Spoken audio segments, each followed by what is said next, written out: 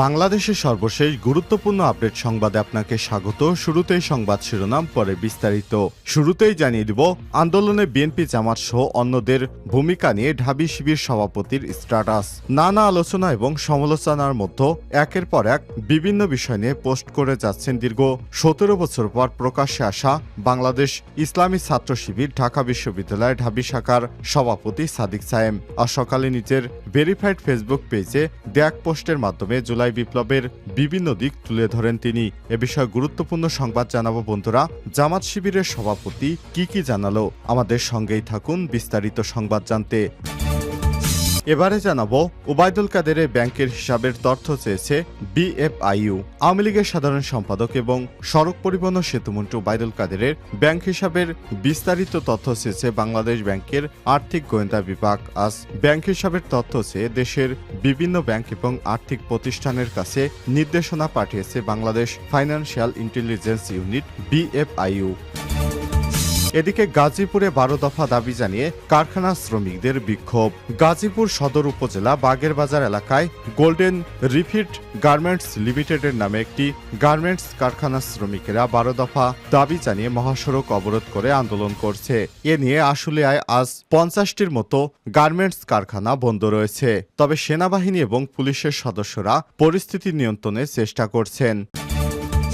জানিয়ে দিব, গুম খুনের অভিযোগে প্রথমবার ট্রাইব্যুনালে শেখ হাসিনার বিরুদ্ধে অভিযোগ দাখিল। আওয়ামী লীগ সরকার আমলে গুমের অভিযোগ এনে প্রথমবারের মতো ট্রাইব্যুনালে শেখ হাসিনার বিরুদ্ধে অভিযোগ দাখিল করা হয়েছে।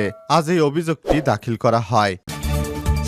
এদিকে আন্দোলনকারীদের পানি দিতে গিয়ে হেলিকপ্টার থেকে ছোড়া গুলিতে মারা যান আলমগীর। কোটা সংস্কার আন্দোলনের সময় আহত আন্দোলনকারীদের পানি পান করাতে গিয়ে উপর থেকে ছোড়া গুলিতে নিহত হন কুষ্টিয়ার মোহাম্মদ আলমগীর শেখ। আলমগীরের স্বজনেরা জানান, 19 জুলাই জুমার নামাজ শেষে স্ত্রীকে রান্নার কথা বলে রামপুরা এলাকায় নিজ রামপুরার কর্মস্থলে গিয়েছিলেন আলমগীর। ঘটনার সময় হেলিকপ্টার থেকে আন্দোলনকারীদের উপর গুলি ছোড়া হচ্ছিল। তখন গুলিবিদ্ধ কয়েকজন আন্দোলনকারী আহত হয়ে সড়কে লুটে পড়ে। আহতদের পানির বোতল দিতে গিয়ে আলমগীর নিজেও হেলিকপ্টার থেকে ছোড়া গুলিতে আহত হন। তার শরীরে 3টি গুলি লাগে। পরে স্থানীয়রা তাকে হাসপাতালে নিলে চিকিৎসক তার মৃত্যুর কথা নিশ্চিত করে। এবং সর্বশেষ জানিয়ে দিব, হিমঘরে 2 ভারতীয় নাগরিকের মরদেহ। বিপাকে হাসপাতাল কর্তৃপক্ষ। প্রায় 2 বছর ধরে কূটনৈতিক জটিলতায় শরীয়তপুর সদর হাসপাতালের হিমঘরে পড়ে আছে 2 ভারতীয় নাগরিকের মরদেহ।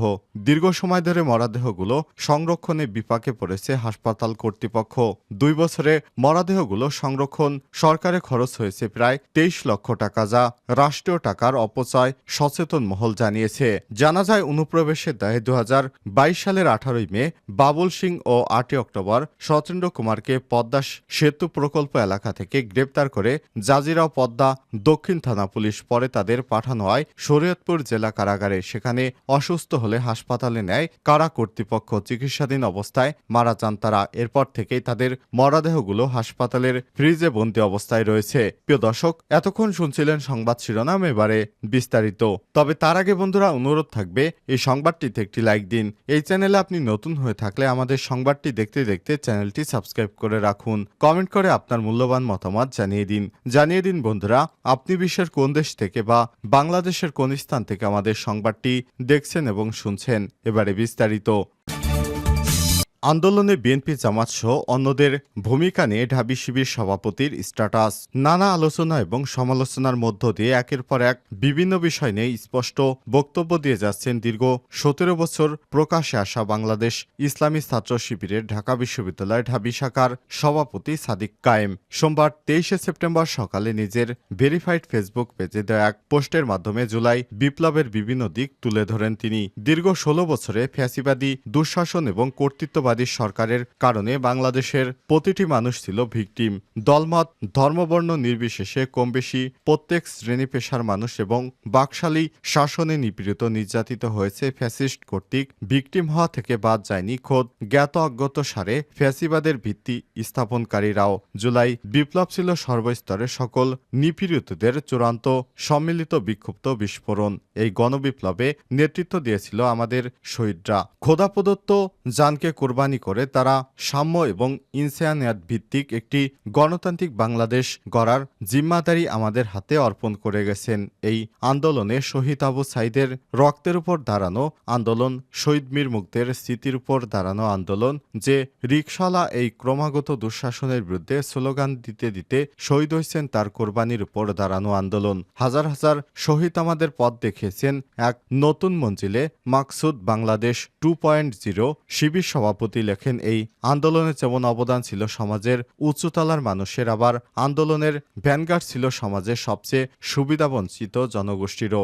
ইংরেজি মিডিয়ামের টেক স্যাভি কিড থেকে শুরু করে কওমি আলিয়া, তালেম এলেম, শাহবাগ, ধানমন্ডি, মিরপুর, উত্তরা, সাভার থেকে শুরু করে বাংলার স্টালিন গ্রাদ হয়ে ওঠে যাত্রাবাড়ি, শহরনগর, গ্রাম গঞ্জে এই বিপ্লব ছিল আপনার আমার সবার।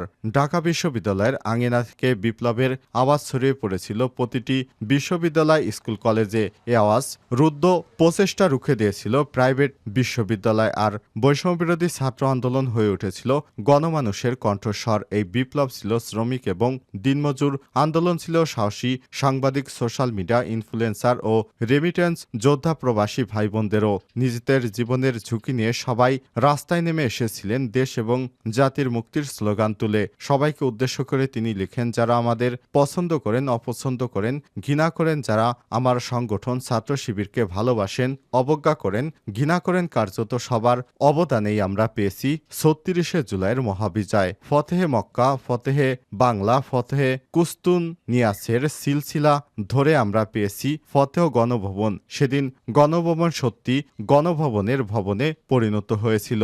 সুতরাং আন্দোলন আমাদের সবার ভূমিকা অপরিসীম। এ আন্দোলন কোনো একক ব্যক্তির নয়, এ আন্দোলন বাংলাদেশের সকল মানুষের বৃহৎ অর্জন। ওবায়দুল কাদেরের ব্যাংক হিসাবের তথ্য চেয়েছে বিএফআইইউ। আওয়ামী লীগের সাধারণ সম্পাদক এবং সড়ক পরিবহন ও সেতুমন্ত্রী ওবায়দুল কাদেরের ব্যাংকের হিসাবের বিস্তারিত তথ্য চেয়েছে বাংলাদেশ আর্থিক গোয়েন্দা বিভাগ। রোববার 22শে সেপ্টেম্বর ব্যাংক হিসাবের তথ্য চেয়ে দেশের বিভিন্ন ব্যাংক এবং আর্থিক প্রতিষ্ঠানের কাছে নির্দেশনা পাঠিয়েছে Bangladesh financial intelligence unit BFIU. BFIU জানতে চেয়েছে ওবায়দুল কাদেরের নামে থাকা ব্যাংক হিসাবে কত টাকা জমা হয়েছে, কবে জমা হয়েছে, কে জমা করেছে। এ ধরনের বিস্তারিত তথ্য এর আগে গত 27 আগস্ট ওবায়দুল কাদেরের ব্যাংক হিসাব স্থগিত করে সংস্থাটি। বিএফআইইউ এর নির্দেশনা অনুযায়ী ওবায়দুল কাদেরের পিতামাতার নাম, স্ত্রীর নাম, জন্ম তারিখ, জাতীয় পরিচয়পত্র, স্মার্ট কার্ডের তথ্য উল্লেখ করা হয়েছে। 2016 সালের অক্টোবর থেকে আওয়ামী লীগের সাধারণ সম্পাদক হিসেবে দায়িত্বে রয়েছেন ওবায়দুল কাদের। 5 আগস্ট আওয়ামী লীগ সরকারের পতনের আগ পর্যন্ত তিনি সড়ক পরিবহন ও সেতুমন্ত্রী ছিলেন। গাজীপুরে 12 দফা দাবি জানিয়ে কারখানা শ্রমিকদের বিক্ষোভ। গাজীপুর সদর উপজেলার বাগেরবাজার এলাকায় গোল্ডেন রিফিট গার্মেন্টস লিমিটেড নামের একটি গার্মেন্টস কারখানার শ্রমিকেরা 12 দফা দাবি জানিয়ে মহাসড়ক অবরোধ করে আন্দোলন করছে। আর সোমবার 23শে সেপ্টেম্বর সকাল 8টা থেকে ওই কারখানার শ্রমিকেরা কারখানায় প্রবেশ করে কাজে যোগ না দিয়ে হাজিরা বোনাস বৃদ্ধির দাবি সহ কয়েকটি দাবি জানিয়ে কারখানার অ্যাসেম্বলি পয়েন্টে অবস্থান নেন। পরে বেলা 9:30টার দিকে তারা ঢাকা ময়মনসিংহ মহাসড়ক অবরোধ করে রাখেন।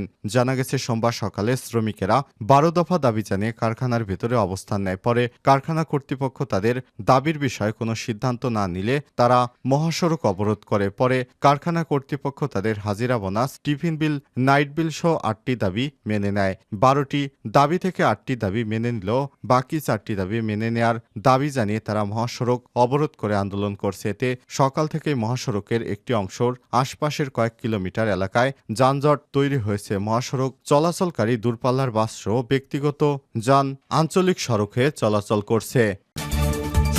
গুম খুনের অভিযোগে প্রথমবার ট্রাইব্যুনালে শেখ হাসিনার বিরুদ্ধে অভিযোগ দাখিল। আওয়ামী লীগ সরকার আমলে গুমের অভিযোগ এনে প্রথমবার ট্রাইব্যুনালে শেখ হাসিনার বিরুদ্ধে অভিযোগ দাখিল করা হয়েছে। সোমবার 23শে সেপ্টেম্বর সকালে অভিযোগ দাখিল করা হয়। অভিযোগে বলা হয়েছে, এনামুল কবির নামে একজন তরুণ ব্যবসায়ী, যাকে 2018 17ই নভেম্বর রাজধানীর বাসাবোতে অবস্থিত তার বাড়ি থেকে ডিবি পরিচয় তুলে নিয়ে যাওয়া হয়। তৎকালীন ডিবি অফিসার মশিউরের নির্দেশে তাকে তুলে নেওয়া হয়েছে বলে জানানো হয়। হাত পা চোখ বেঁধে তাকে ডিবি অফিসে আটকে রাখা হয়। পরে 26শে নভেম্বর তাকে ছেড়ে দেওয়া হয়। এই 9 দিন তাকে অমানবিক নির্যাতন করা হয়। এ সময় বিরোধী দলের সম্পর্কে তার কাছে তথ্য চাওয়া হয়। পরবর্তী 26শে নভেম্বর ডিবি অফিস থেকে মুক্তি দিল তার অফিসে বিস্ফোরক পাওয়া গেছে এই মর্মে একটি মামলা দায়ের করে তাকে কারাগারে পাঠানো হয়। পরবর্তী কারাগার থেকে জামিনে মুক্তি পান এনামুল। বিনা দোষে এই 9 দিন তাকে তুলে নিয়ে যে অত্যাচার করা হয় সেই পরিপ্রেক্ষিতে শেখ হাসিনা সহ 25 জনের নাম উল্লেখ করে তিনি একটি